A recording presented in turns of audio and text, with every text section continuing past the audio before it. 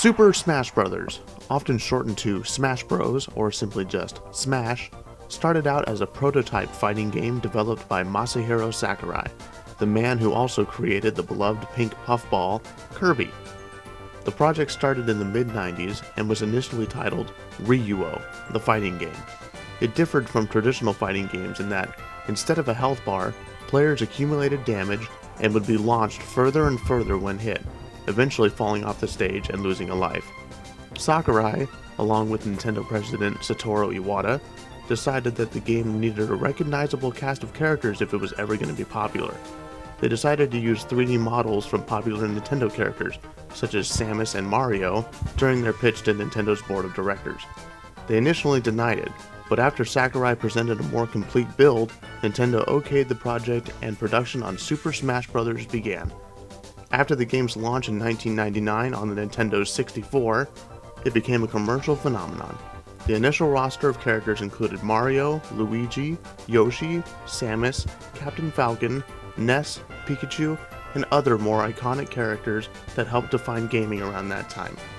Seeing these characters fight each other ended many childhood arguments about who was the better character, and the people wanted more. Sakurai had a firm vision for what the next game would be like. He wanted a bigger cast of characters, more stages from iconic locations, and most importantly, better musical fidelity. The launch of the Nintendo GameCube gave him the hardware to do it, and this production of Super Smash Bros. Melee began.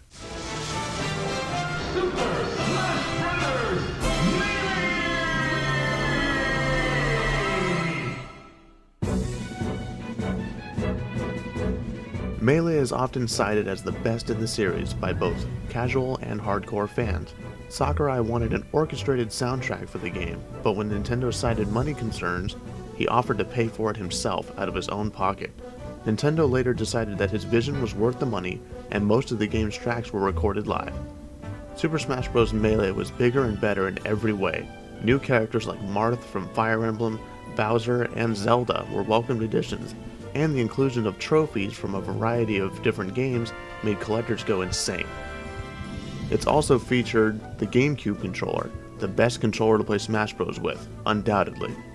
Even today, it is a staple in the fighting game community, with annual tournaments held along with big prizes to win every single year.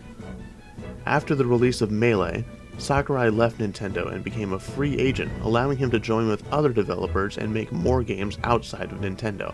This allowed him more creative freedom and less restrictions from being involved with the corporation.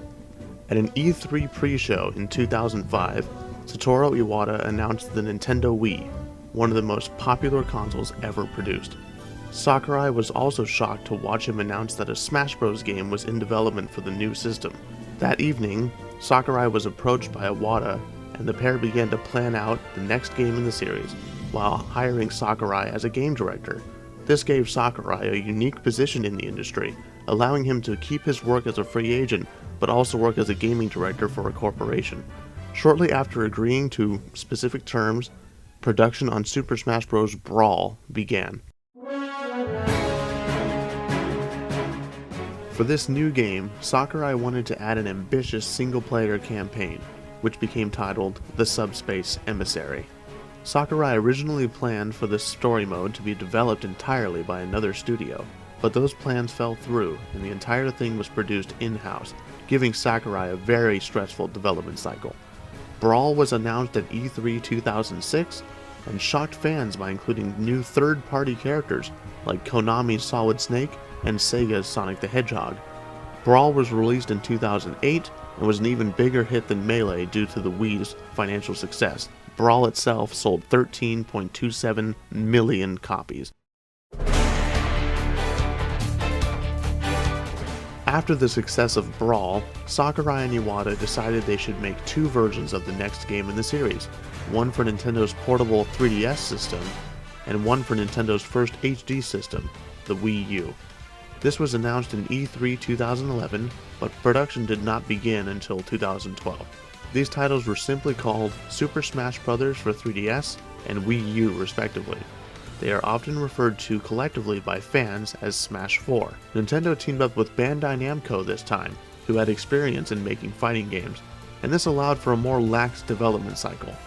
This also allowed for Pac-Man to join the roster, along with other newcomers like Capcom's Mega Man and Ryu from Street Fighter.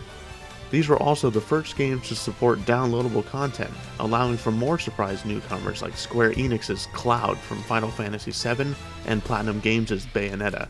The game released in 2014 and was another commercial success. Shortly after the game was released and its DLC was finished, Sakurai already had an established idea for what the 5th game in the series should be.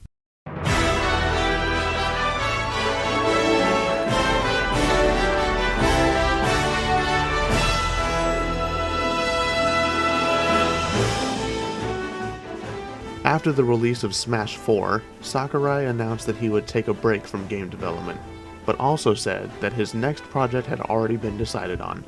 This project was revealed in June of this year as Super Smash Bros. Ultimate, a new Smash game for the Nintendo Switch that would feature every fighter from all previous games, along with some heavily requested newcomers like King K. Rool from Donkey Kong Country and Ridley from the Metroid series.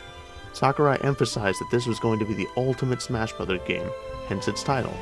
As of now, it is already the highest selling Switch game of the year after only 2 days of release.